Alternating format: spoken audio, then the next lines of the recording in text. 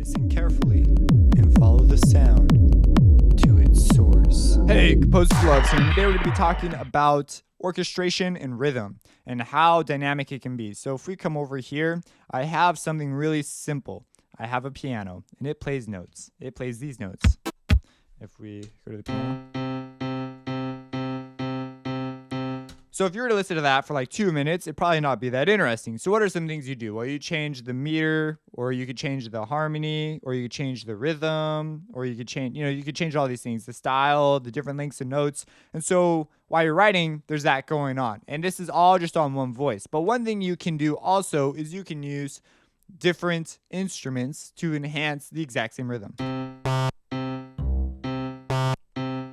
Now, that's still not like quite the most interesting thing in the world, but we're ignoring a whole huge range of tools we have available to ourselves. We're just looking at this and we say, wow, that makes a very large impact. It's certainly much more interesting to listen to.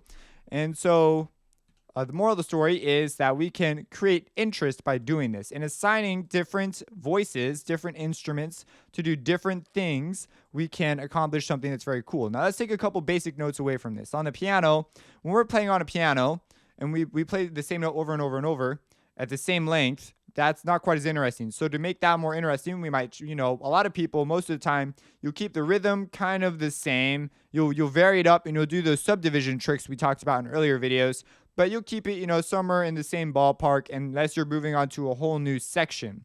And you'll change the meter, and you'll subdivide to create some interest. And then you'll also change the length and the style of playing. So some notes will be slightly shorter than others, will be attacked a little bit different, and some will be soft and some will be loud.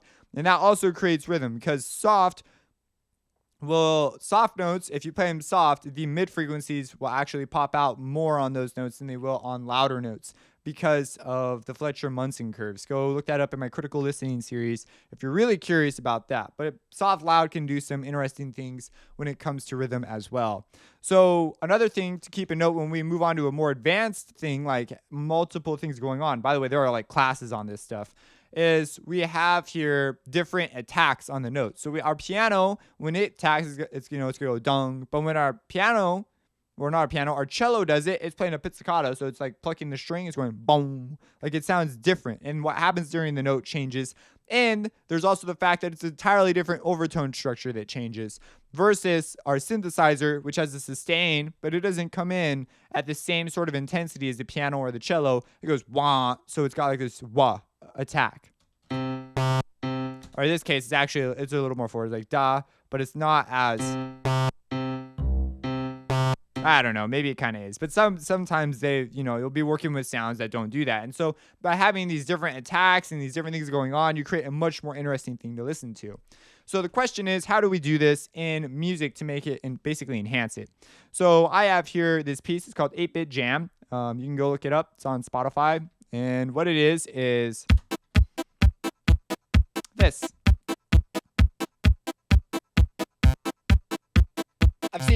So let's take some notes off from the beginning. So right off the bat, I'm slapping down this kick because I have this pretty intense upbeat pattern going on. And I want there to be some interest in the downbeat. So I want there to be like some obvious, so it creates this like doop ba boop ba boop ba. And so it's like a polka type deal, where it's like oompa, like let's do this. And then I have this pattern here. And you notice that the notes vary hugely in length, very, very differently, very interesting rhythm, and it jives really well. You'll notice some interesting things. First off, these things hit slightly before the beat. Check that out. And these vary. Some of them are slightly ahead, some of them are slightly behind. This adds, it creates that natural feel. And we have one note in here that's longer. This longer note, I believe there's actually two of them. There's two long notes. These are really interesting because when we hear the short, and then we hear this long, and then this long, but it's on, it's in a really weird spot, all things considered. And so that sort of a thing creates a really big amount of interest. You're like, what the heck? Well, that's really cool. And so we've established this really easygoing meter. And now if we were to keep playing this and it just goes on and on and on, we'll get bored. So what do? I start singing. And the singing is an insane thing. There is so much going on there. You think about it. I mean, you got the different timbres, you got the words, you got the different attacks on each word. I mean, it's just such a dynamic thing that's changing. But on top of that, you have meaning in those words. You have like messages. You have just loads and loads and loads of stuff happening. So that's why singing on something really basic usually works out really great, because the words are like complicated, so complicated. They're like unimaginably more complicated than a lot of people are willing to give them credit for. Now, some people, they're pretty easy to come up with most of the time, but there's just, yeah. Anyways, I don't know why I'm freaking out so much about it, but if we play it. I've seen that look in your eyes before, but I don't want to go through a closed door. So buckle up and settle in, cause I'm getting down to my 8-bit jam. Now you see here, I create a nice little fill where I layer it out and basically just and that allows me, when I get to this point, to really just hit it hard, because I've created that moment of silence.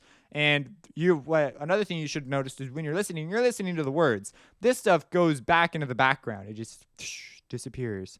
So once we hit that, I decided, I need something to layer it in. So I decided to take advantage of my orchestration once again and add in another voice. And so what do? I add in a piano. And the piano does a couple things. The piano, he takes this, or she, I guess, if you have a female piano, and takes it, and it basically just mimics the synth, but it also plays the job of subdividing and adding a little more harmonic content.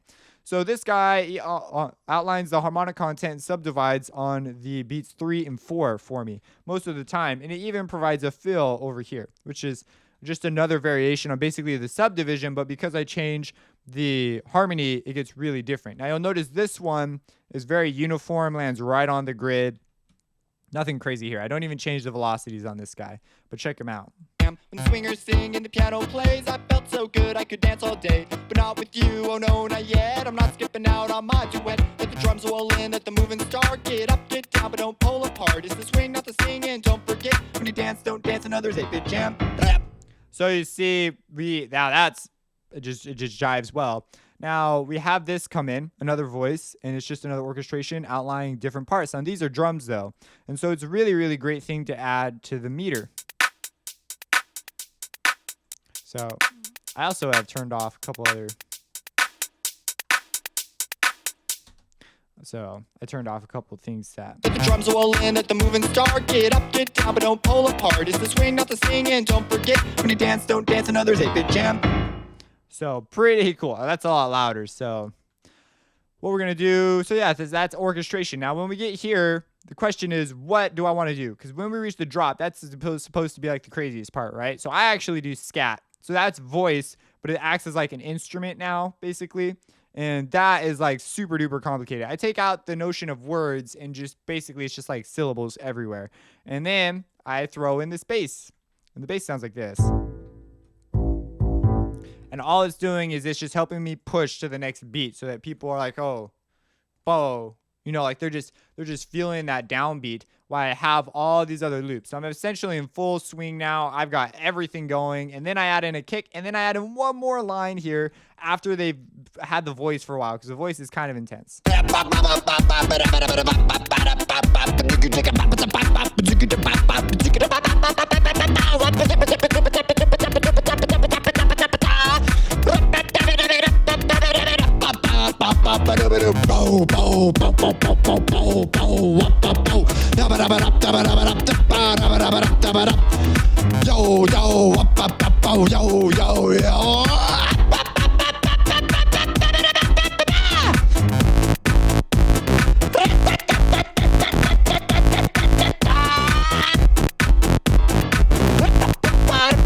So, okay, we're not going to break down much more because, like you see, I have this going on, and it is, I assume you get very familiar with the timer quite fast because I bring this back in. Now, you're already familiar with this, so I can get away with introducing it like that fast. But it's just an interesting deal. Now, this breaks down right here.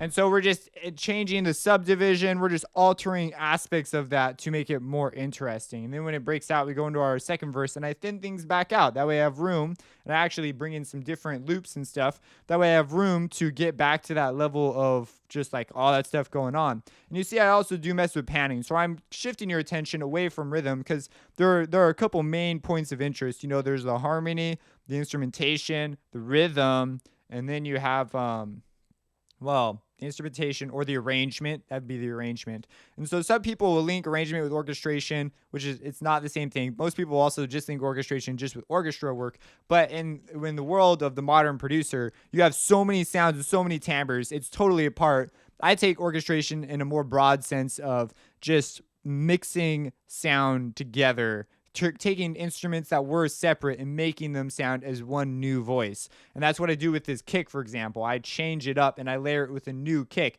that'd be considered an orchestration move sort of deal. Like if I had two bass drums in my orchestra and I had one was just one at the beginning and then I put them both in, that sounds really different. And of course, we shift the balance wise of what's going on in here. So there's like mixing that has to be considered as well. But you get the idea that a basic rhythm, something that was like this, can be made way more interesting because this is essentially the same rhythm over and over and over. And it made way more interesting by just enhancing it with additional instruments, just making it that's just it. And this just layers in on additional parts of this rhythm, essentially. That's all I'm trying to do is really get this rhythm in the person's head, but in a way that's interesting. And then I dance around that. I use it as an anchor point to move around and use some much more interesting rhythmic ideas. So that's that. If you have any questions about this, let me know. I hope this was informative and useful to you. Subscribe and have a blessed day.